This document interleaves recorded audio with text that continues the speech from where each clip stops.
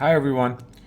So welcome to my review of the Topping DX5 2 DAC amp. So this is the Topping DX5 Mark II second generation successor to the original Topping DX5. It is a DAC preamp, as you can tell, because it's got this beautiful and buttery volume knob. I mean, it's buttery for the price, of course. You get more buttery the more you pay. It tends to work like that, except Topping does produce products which have incredible value. And if you're watching this, you're, of course, a value-conscious customer.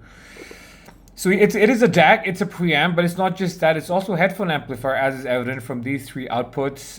If you want a single box solution that can do high-res DAC duties, I dare say powerful headphone driving, Bluetooth streaming, I kid you not, in a single box, and also get some extra features like, parametric EQ, a pretty good display, a reasonable UI, and quite cheap. It's $300 in most markets. It's quite a standout performer for the price. Okay, now to talk about its specs, guys, this is a dual ESS 9039 Q2M, so one per channel.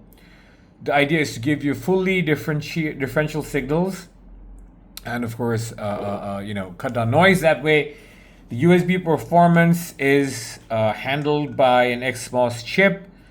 You of course get coaxial, you get optical, you get support for PCM up to 32-bit 768 kilohertz, DSD up to DSD 512 via optical, coaxial, and of course you get somewhat lower. Typically 24192. So anyway, so it's chock-a-block with its functionalities and features and connectivities, and not just that. In case you do want to do Bluetooth streaming, it's got Bluetooth 5.1 with LDAC, aptX adaptive, aptX HD, low latency, aptX AAC, SBC.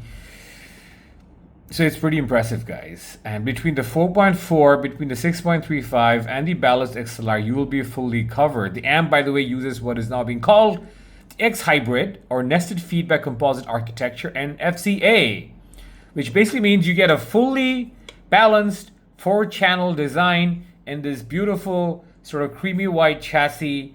Very, very impressive. And just a couple more specs for you guys. The power output, I kid you not, is 7.6 watts into 16 ohms. This will drive a Susvara, and I've driven a Susvara. Of this, the Susvara doesn't sound its best because it's not. I mean, it's not just the quality of power, but not just the quantity of power, but the quality, the current, etc., that brings the Susvara to life. But it's impressive, and into more traditional loads of 32 ohm, this will output 6.4 watts, which is ridiculous. Anyway, so this is a ridiculously powerful little device. Very impressive, ridiculously powerful, jack of all trades, Swiss Army knife, call it what you will. And I dare say it's also a bit of a giant killer given its overall performance. And it does have a good UI and display like I've talked about, decent EQ presets. And of course it's got balanced XLR and RCA, so that's handy. And you can get this in black as well. Okay, so what is improved about this as unit compared to the Mark I? I'll just stand this here. First and foremost, this has fully balanced amplification. So it's not about a more or less, it has fully balanced amplification, which means it's got more robust and better channel separation, less crosstalk in the Mark II compared to the original. It's got more power, as may be evident. It's especially into low impedance and higher ones alike. It's got the addition of parametric EQ, more presets, more flexible UI and display improvements. And in case it matters to you, it's also got lower power consumption, better thermal efficiency. And some reports have mentioned that this reduced heat generation is because of its improved topology. Now, to jump right into the review, guys, I mean, firstly, I want to break this down into a discussion of its power and driving capability, talk about sound signature, PEQ, and presets, and I'll talk about its weaknesses and trade-offs, who this is for, and I'll conclude with a bit of a summary. So in terms of power and driving capability, like I said, the output power is more than enough to nearly for any dynamic driver and many planars. Like I prefer dynamic drivers with this because it just works really well with dynamic drivers. Like a lot of the dynamic drivers I currently own from even the high impedance one like the HD6XX to the Focal Clear, which is of course low impedance one. It drives them beautifully, very cleanly. I don't get any harshness or sharpness in the treble. I get a pretty clean neutral signature. When I'm driving something like the BIS AB12665TC, the AB12665TC does not slam as hard on this. It sounds a little lean. And Susvara, I also want to say, sounds slightly leaner on this, but it's not lean at an absolute level. It's lean, but it still sounds very clean and nice. It's a sort of lean that I like. It reminds me of the first time I listened to a Hi-Fi, as a matter of fact, and I switched from a Sennheiser to a Hi-Fi, and I thought the Hi-Fi sound was very lean. But in a very pleasant way, in a way that offered a coloration that was different from Sennheiser. This is a colored-ish. So this will color your planars in a way that they will sound not as thick as, let's say, on a tube amp, but it's not on lean at an absolute level. This is far better than the original Topping devices. So I would say it's more honest than lean, right? Or lean, honestly lean, or lean and authentic. It's nice.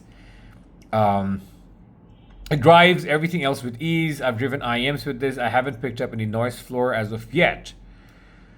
Now I have also, I should mention that the sound signature is something that's ideal if you have a sort of a warmish headphone like a ZMF. The ZMF Verite Closed sounded magnificent on this. One of the best pairings I've come across. The ZMF Verite Closed became a little more alive somehow. It lost a bit of its mid bass, and it just became, and it still hit hard. It hit hard. There's something going on with dynamic drivers that allows it to hit really hard, or make the headphones hit really hard, and it's very impressive for that. In terms of its PEQ and presets, guys, this is more of a high-end feature in this class because it enables fine-tuning of the FR. And so you also have the ability to import target curve. This really adds value that way. Value king, guys. This is honestly a value king. And I talked about this very low noise and very low distortion already. I think its THD plus N is less than 0.00006%, a dynamic range of 133 decibels.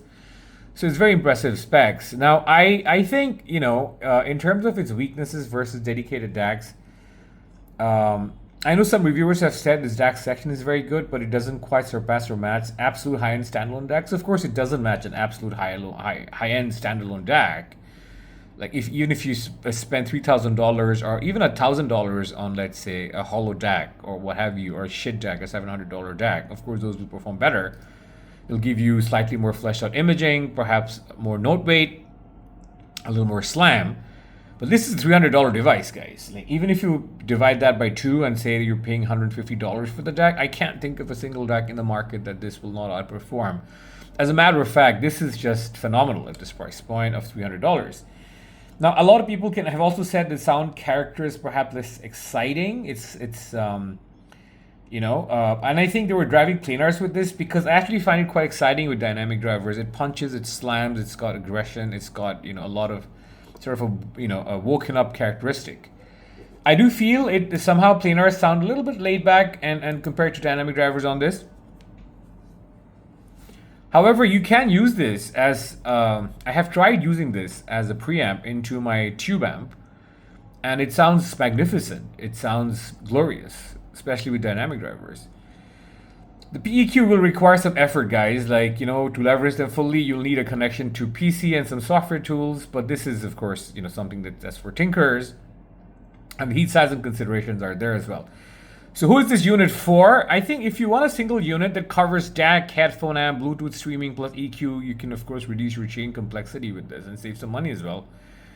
If you want to use a range of headphones, of course, this will drive like an Aria really well, up to 90% of its full capacity. I just don't think you should be driving Susvaras with this, but no one will, of course. I'm just sort of giving it, I'm just trying to sort of see how far I can stretch it when I'm driving a Susvara with this. I don't recommend, of course. No one will drive a high-end $5,000 headphone with this. But that's all to say that this is a very useful device for a range of headphone duties. Now, if you like critical listening, this is quite decent actually, even at this price point. It's good neutrality, it's great imaging, detailed staging, and very clean background. It's of course less ideal if you're chasing for the absolute, best deal in headphone amplification or the absolute best deal in DAC duties. But again, for $300, I can't think of many headphone amps many standalone headphone amps even, that will outperform this. So I'm very, very impressed with this little product, guys. I don't think there are many competitors to this. The lower end chip products, the lower end topping products that are standalone, I don't think compare necessarily more favorably to this. So I do think this will get a very strong recommendation from me. So if you care about fidelity, flexibility, and cover your bases and want to save money, and you can, forego some warmth, I would highly recommend this, guys. This is, neutrality at its best. I don't think it's bright. I don't think the treble is bad. This is a very well done device for its price. It's only $300. And I know perhaps $300 is not only, it's perhaps a stretch for some of you. And if it is, that's what it is. But I highly recommend this if you are looking for something sub $500 that can double up. It is an excellent value proposition, and it does get my strong recommendation at this price point. Thank you for watching, and stay tuned for the next one. Bye-bye.